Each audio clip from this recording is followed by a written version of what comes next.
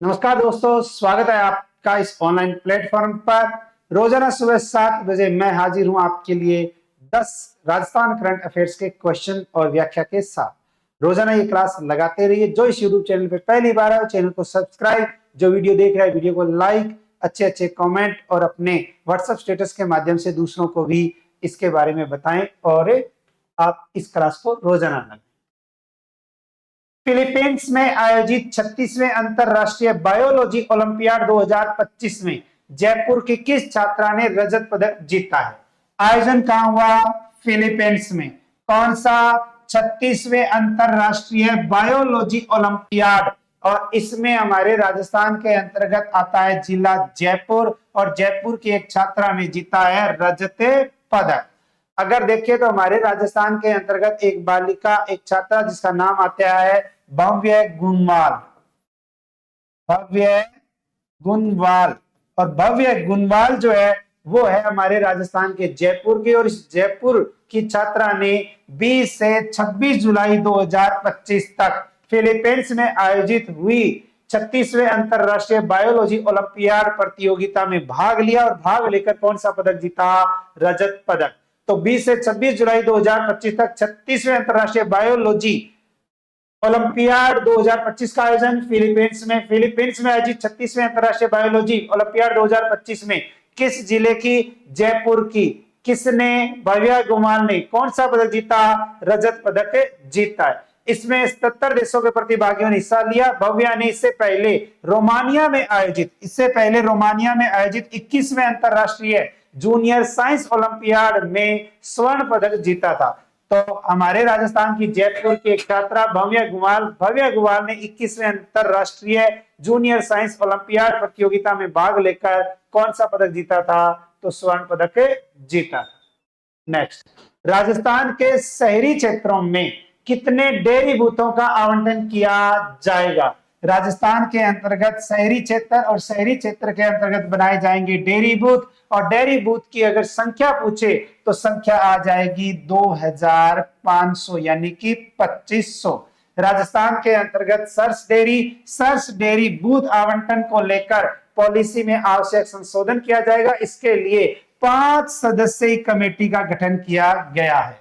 तो राजस्थान के 2500 शहरी क्षेत्रों में डेयरी बूथों का आवंटन किया जाएगा, जिसके लिए कितने सदस्यीय कमेटी का गठन किया गया है? तो 5 सदस्यीय कमेटी का गठन किया गया है। सचिवालय में 30 जुलाई 2025 को डेयरी मंत्री, राजस्थान के डेयरी मंत्री हैं जोराराम कुमावत जी, इनकी अध्यक्षता में आयोजित हुई बैठक, और इस बैठक में डेयरी सेवाओं के विस्तार एवं बेरोजगार युवाओं को रोजगार उपलब्ध करवाने के उद्देश्य से निर्णय लिया गया।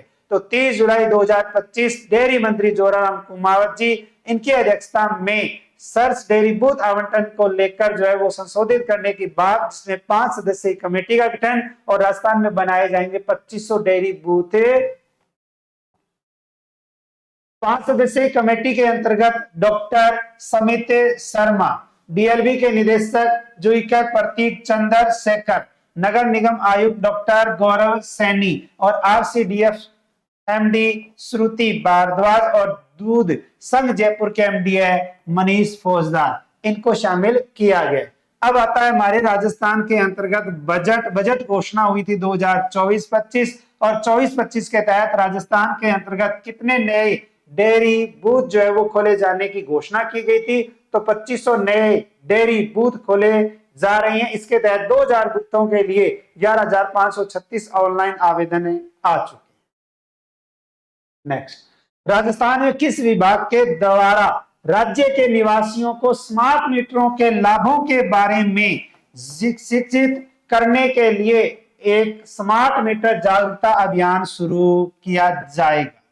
हमारे राजस्थान के अंतर्गत लगाए जाएंगे स्मार्ट मीटर के लाभ, और लाभ के साथ साथ उनकी जानकारी देने के लिए, शिक्षित करने के लिए एक अभियान, और ये अभियान स्मार्ट मीटर जागरूकता अभियान, और ये अभियान चलाया जाएगा। एक तो हमारे राजस्थान के अंतर्गत आ जाता है ऊर्जा विभाग के साथ साथ अगर हम देखें तो आ जाती है राजस्थान की बिजली वितरण कंपनियां, यानी कि जितने डिस्कॉम हैं, डिस्कॉम और ऊर्जा विभाग निवासियों को स्मार्ट मीटर बिजली मीटरों के लाभों के बारे में शिक्षित करने के लिए एक स्मार्ट मीटर जागरूकता अभियान शुरू कर रही है।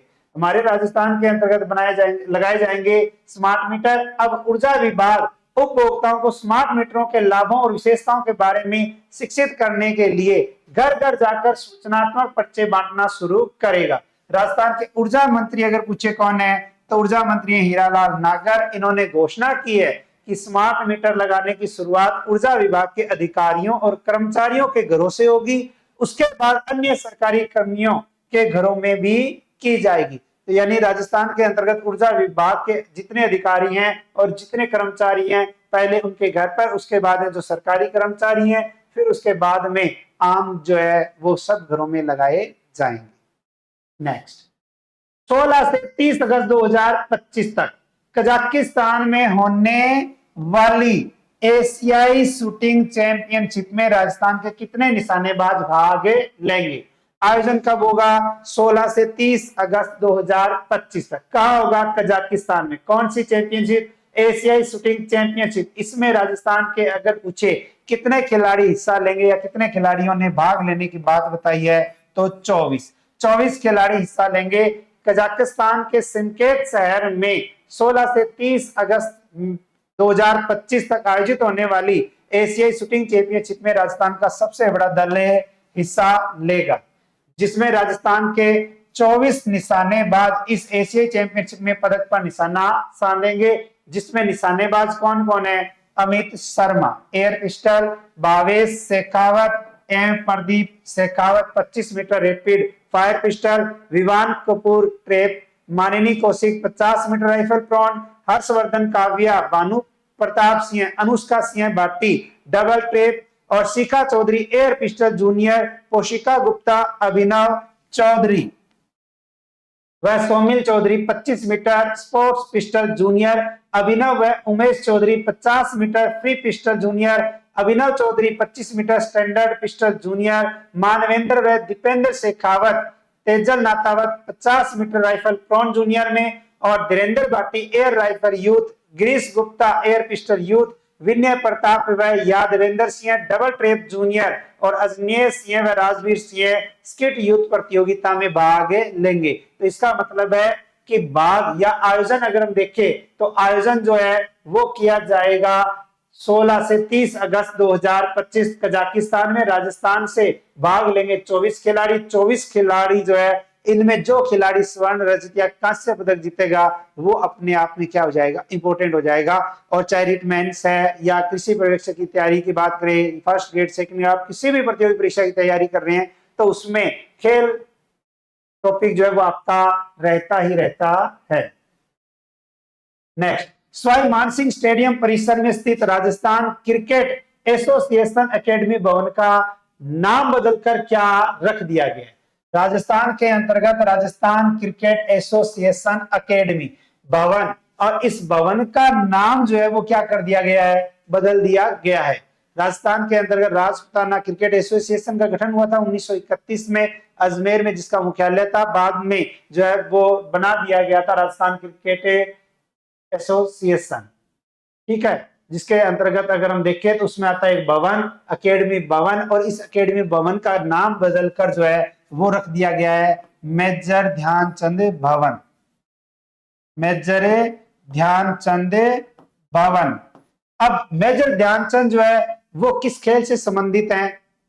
हॉकी, हॉकी का जादूगर। इनके जन्म दिवस पर 29 अगस्त को क्या मनाया जाता है? राष्ट्रीय खेल दिवस मनाया जाता है। तो 29 जुलाई 2025 को राजस्थान खेल परिषद ने सवाई मानसिंह स्टेडियम में बनी आरसी एकेडमी का नाम बदलकर मेजर ध्यानचंद भवन करने का फैसला किया था, जिसे खेल विभाग ने भी स्वीकारते दिया है।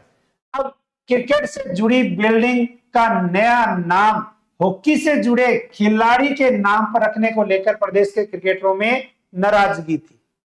यानी कि क्रिकेट एसोसिएशन है लेकिन नाम रखा है हॉकी के खिलाड़ी पर। लेकिन क्रिकेट जगत और राज्य के युवा खिलाड़ियों की भावनाओं के अनुसार हमारी कमेटी का प्रस्ताव है कि सवाई मानसिंह स्टेडियम स्थित आरसी एकेडमी का नया नाम जो है वो Maharaja Ranjit Singh, father of Indian cricket, जिनके नाम से देश की सबसे प्रतिष्ठित रणजी ट्रॉफी क्रिकेट प्रतियोगिता खेली जाती है, उनके नाम पे रखा जाए। तो इसका मतलब है क्रिकेट प्रेमियों की ये गुजारिश यानी कि उन्होंने अपील की है कि राजस्थान के अंतर्गत जो सवाई मानसिंह स्टेडियम में आरसी एकेडमी का जो नाम है वो महाराजा रणजीत सिंह के नाम पे जो है वो रखा जाना चाहिए। नेक्स्ट, बहुत ही अच्छा और मोस्ट इंपोर्टेंट क्वेश्चन राजस्थान के हिस्ट्री इतिहास से बनता है कि राजस्थान के किस जिले में 4500 साल पुरानी 4500 साल पुरानी हड़प्पा कालीन सभ्यता के अवशेष मिले हैं। हम ये कहते हैं कि जी हिस्ट्री, कल्चर, जियोग्राफी, ठीक है, साइंस टेक्नोलॉजी।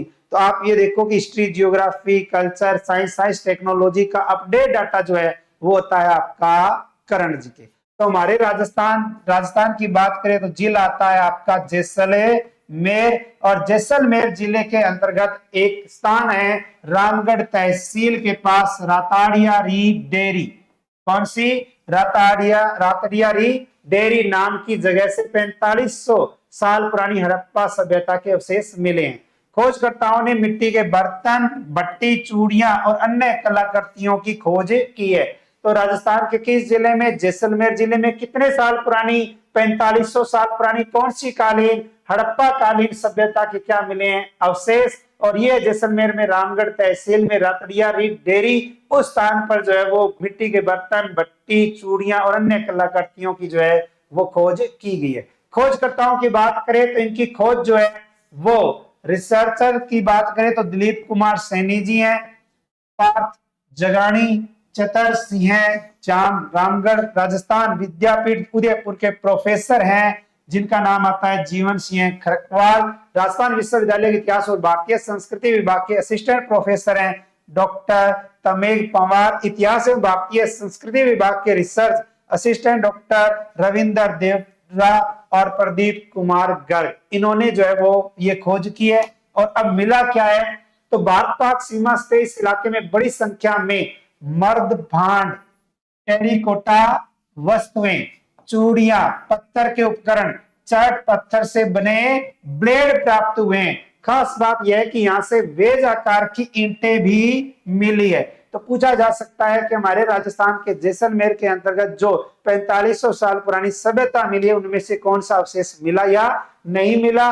तो इसमें मर्दबान, टेरिकोटा वस्तुएं, चूड़ियां, पत्थर के उपकरण, चट पत्थर से बने ब्लेड, और खास बात है कि वेज आकार की ईंटें मिली है जिनका उपयोग गोलाकार भट्टियों और दीवारों के निर्माण में किया जाता रहा होगा। इस स्थल की दक्षिणी ढलान पर एक प्राचीन भट्टी की खोज की गई है जिसकी निर्माण शैली है मोहनजोदड़ो और गुजरात के कानमेर जैसी जगहों से मेल खाती है। इस खोज के माध्यम से स्पष्ट होता है कि हड़प्पा सभ्यता केवल नदी किनारे सीमित नहीं थी बल्कि यह कठिन जलवायु और जीवन स्थितियों वाले थार मरुस्थल तक भी फैली हुई थी।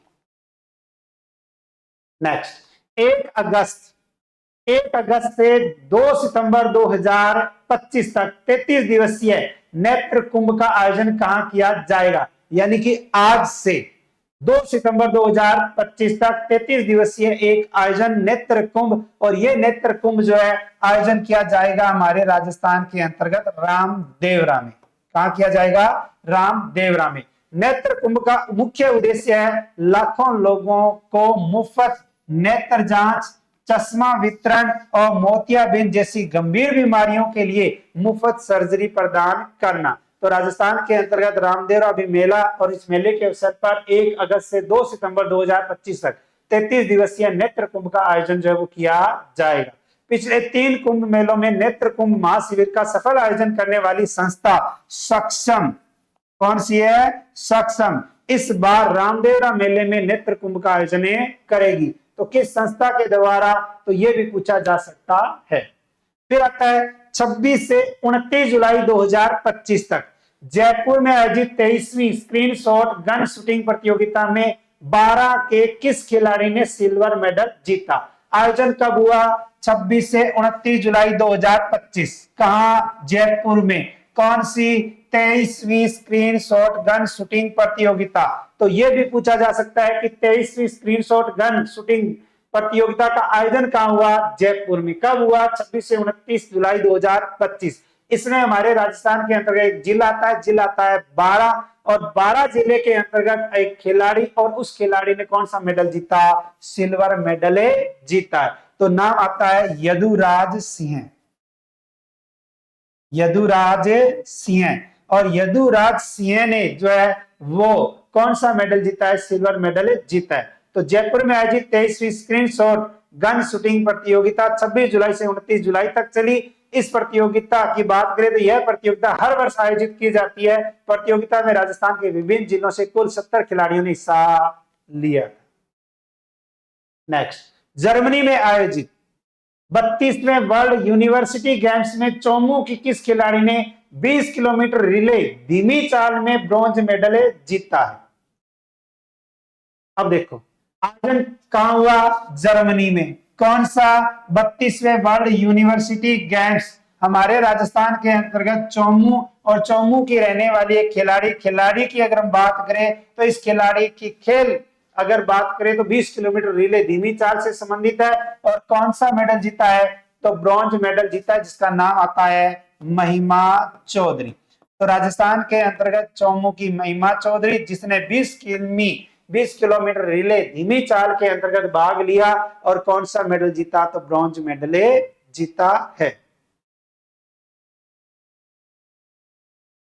नेक्स्ट, चिकित्सा विभाग के द्वारा 2 पुत्रियों के जन्म के बाद नसबंदी कराने पर बालिका संबल योजना के तहत कितने रुपए की सहायता राशि दी जाएगी? बालिका संबल योजना जो अभी वर्तमान में चिकित्सा विभाग के द्वारा काफी चर्चा में है, और उसमें दी जाने वाली राशि अगर पूछे तो कितनी है? 30 हजार रुपए। राजस्थान के अंतर्गत आता है चिकित्सा एवं स्वास्थ्य विभाग। चिकित्सा एवं स्वास्थ्य विभाग गिरते लिंगानुपात को रोकने के लिए मुख्यमंत्री बालिका संबल योजना शुरू किए, ताकि लोगों की सामाजिक सोच में बदलाव आए। यदि कोई दंपत्ति 2 बेटियों पर नसबंदी करवाता है तो उसे सुकन्या समृद्धि खाते में स्वास्थ्य विभाग 30 हजार रुपए जमा कराएगा। यानी कि एक बालिका को कितने हैं? 30 हजार। जब इस योजना की पूर्व की बात करें तो पहले 10 हजार रुपए दिए जाते थे। योजना के तहत 2 पुत्रियों के जन्म के बाद नसबंदी कराने वाली दंपत्ति की प्रत्येक बालिका के नाम पर 30 हजार रुपए की एक मुश्त राशि सुकन्या समृद्धि खाता व अन्य डाक योजनाओं में जमा करवाई जाएगी। यानी कि एक बालिका को 30 हजार है, 2 बालिकाओं को 60 हजार रुपए है। इसमें परिपक्वता 21 वर्ष की उम्र या 18 वर्ष की उम्र में विवाह अथवा शिक्षा के लिए आंशिक निकासी का प्रावधान किया गया है। वही माता पिता या अभिभावक को 2 लाख रुपए का दुर्घटना बीमा भी दिया जाएगा। तो अब यहां ध्यान दे लेना, बालिका संबल योजना, और बालिका संबल योजना के तहत जो है वो माता पिता यानी अभिभावक को दुर्घटना बीमा जो है वो कितने रुपए का है? तो 2 लाख रुपए का। योजना के तहत बालिका की आयु 5 वर्ष तक होनी चाहिए, यानी कि जन्म से 5 वर्ष तक की बालिका है तो उस बालिका को इस योजना का लाभ मिलेगा। आवेदन उसी जिले में किया जाना है जहां नसबंदी करवाई गई हो। सरकारी या मान्यता प्राप्त निजी अस्पतालों में, एनजीओ में नसबंदी करवाने वाले राजस्थान के मूल निवासी पुत्र रहित दंपति इस योजना में पात्र होंगे। पुत्र रहित यानी कि लड़का नहीं होना चाहिए। पूर्व में पूछा गया क्वेश्चन, कल आपसे क्वेश्चन पूछा गया था, चर्चित नवनेरा बांध राजस्थान के किस जिले में है? तो राइट आंसर है आपका कोटा। क्वेश्चन फॉर यू के तहत आपके लिए क्वेश्चन है जिसका आंसर देना आपको मेन कमेंट बॉक्स में। जोधपुर की जेवलिन थ्रो खिलाड़ी उमा चौधरी ने अमेरिका में आयोजित हुई विश्व पुलिस खेलों एथलेटिक्स प्रतियोगिता में 47.86 मीटर का भाला फेंककर कौन सा पदक जीता है? तो हमारे राजस्थान के अंतर्गत किस जिले की जोधपुर की खिलाड़ी का नाम उमा चौधरी, किस खेल से संबंधित है? जेवलिन थ्रो से है। प्रतियोगिता कहां हुई? विश्व पुलिस खेलों एथलेटिक्स प्रतियोगिता। 47.86 मीटर का थ्रो करके कौन सा पदक जीता है? ये क्वेश्चन जो है वो आपके लिए, जिसका आंसर आपको देना है। और जो रोजाना ये क्लास लगती है इसमें आप कोशिश किया करो कि इस क्वेश्चन को ढूंढा करो, इसका आंसर जो है वो लिखा करो, ठीक है ना। इसके अलावा ऑनलाइन और ऑफलाइन बेहतरीन तैयारी करने के लिए, रिट मेंस की तैयारी करने के लिए 5 अगस्त से अपना बैच शुरू होने जा रहा है। 5 अगस्त से आप घर बैठे भी तैयारी कर सकते हैं, और अगर आप ऑफलाइन जुड़ना चाहते हैं तो संकल्प कोचिंग श्रीगंगानगर से जुड़ सकते हैं। ज्यादा जानकारी के लिए नंबर 8694912121 पर संपर्क कर सकते हैं। और इसके अलावा रिट मुख्य परीक्षा की बुक जो है वो आपको मार्केट में सभी बुक स्टोर पर मिल रही है। इसके अलावा ग्रेड सेकंड शिक्षक भर्ती पीटीआई ग्रेड सेकंड की बात करें या फर्स्ट ग्रेड स्कूल व्याख्याता प्रथम पेपर की बात करें तो इनका बैच जो है वो 29 जुलाई से शुरू हो चुका है और ऑफलाइन और ऑनलाइन दोनों बैच है, जिसके अंतर्गत 29 जुलाई से ग्रेड सेकंड शिक्षक और पीटीआई की तैयारी की बात करें तो ऑनलाइन घर बैठे तैयारी करने के लिए 14 बुकलेट जो है वो आपको मिलने वाली है और इसके अंतर्गत मिलेगी 21 बुकलेट का सेट। और ज्यादा जानकारी के लिए आप दिए गए नंबर पर संपर्क कर सकते हैं और मार्केट में आपको मिल जाएगी ये सभी बुक। और बुक के तहत जो है अगर आप मार्केट से नहीं ले सकते, घर बैठे अगर मंगाना चाहते हैं तो आप इस बुक को ऑनलाइन भी ऑर्डर कर सकते हैं और ऑनलाइन ऑर्डर करके इस बुक को मंगा सकते हैं। तो रोजाना क्लास लगाते रहिए। मिलते हैं कल नए 10 क्वेश्चनों के साथ। तब तक राधे राधे, जय श्री श्याम, जय श्री कृष्णा, जय हिंद, जय भारत।